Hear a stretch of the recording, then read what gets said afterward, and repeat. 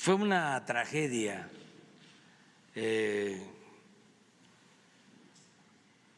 enorme,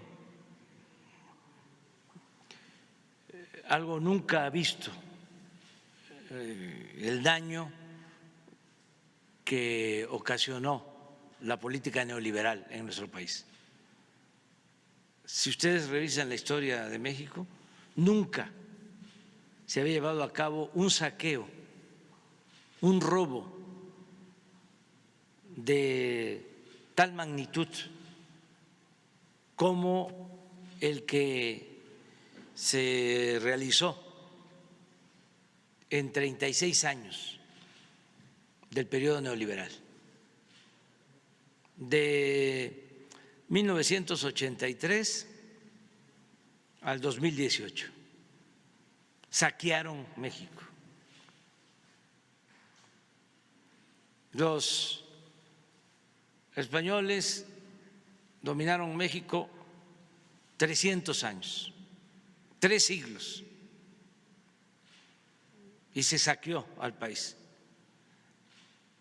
Pero aunque parezca increíble, fue mayor el saqueo en estos 36 años del periodo neoliberal. No hay precedente en la historia.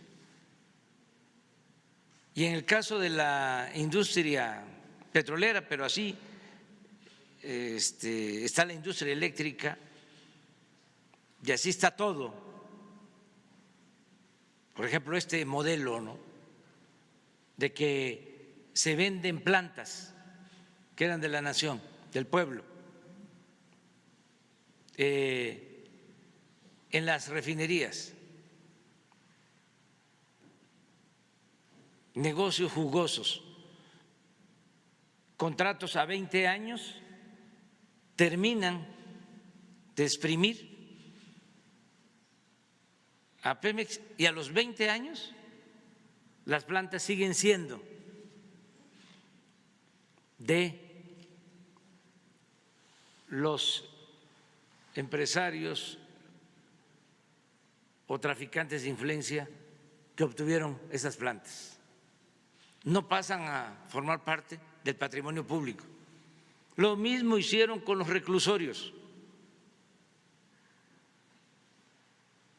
Privatizan los reclusorios, contratos a 20 años, hay que pagar 16,000 millones de pesos por año por 8 reclusorios, estén llenos o no estén llenos, tengan o no tengan reclusos, y a los 20 años, así era el contrato, se les quedaban los reclusorios a los empresarios.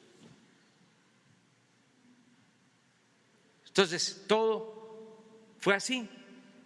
El caso de la industria petrolera fue un desastre, porque nuestro país tenía producción de petróleo crudo, tenía capacidad de refinación de su materia prima, no comprábamos gasolina en el exterior, en el extranjero. Todo lo que se consumía de gasolina se producía en México. Ahora tenemos que comprar el 65% de la gasolina que consumimos, porque no se construyó en todo el periodo neoliberal una refinería. Al contrario, lo que querían era convertirlas por completo en chatarra. Lo peor de todo fue lo que pasó con la industria petroquímica. Nosotros teníamos producción de productos petroquímicos, exportábamos, era de las industrias de más avance tecnológico en el mundo, y no quedó nada, prácticamente nada. todo se convirtió en chatarra. Ese es el saldo negativo. Entonces, ¿qué estamos haciendo?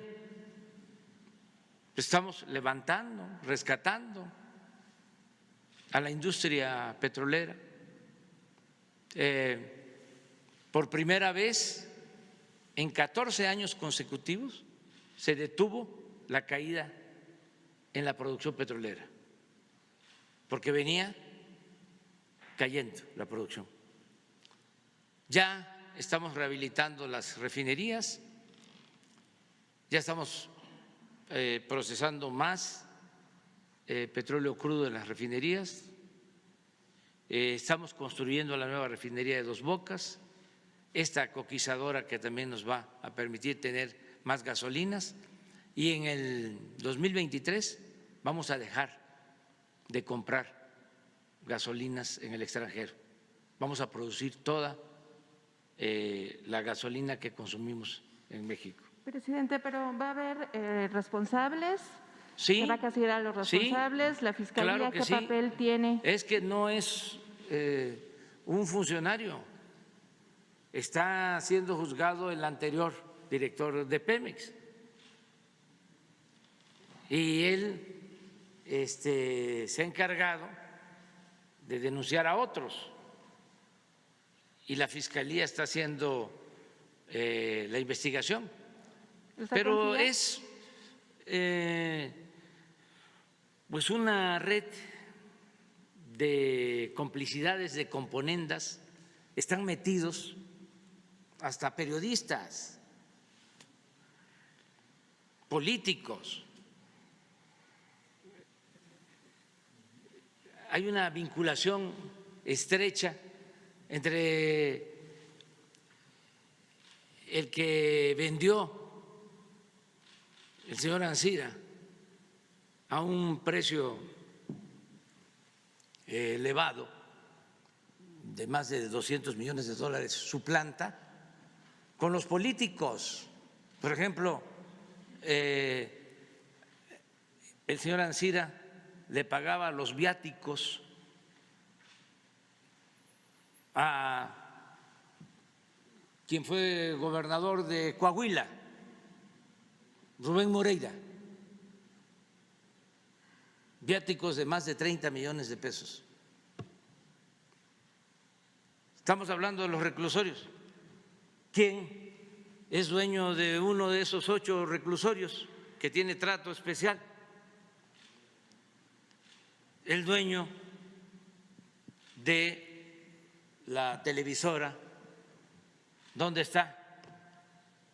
De conductor estrella, Ciro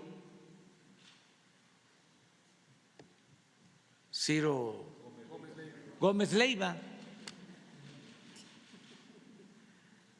Imagínense, si en el reclusorio el dueño de la televisora, ¿qué tiene que ver? El dueño de una televisión o concesionario de medios de comunicación con construir un reclusorio. Son cosas distintas completamente, aparentemente, pero no. Pero si ese reclusorio le deja 2,000 millones al año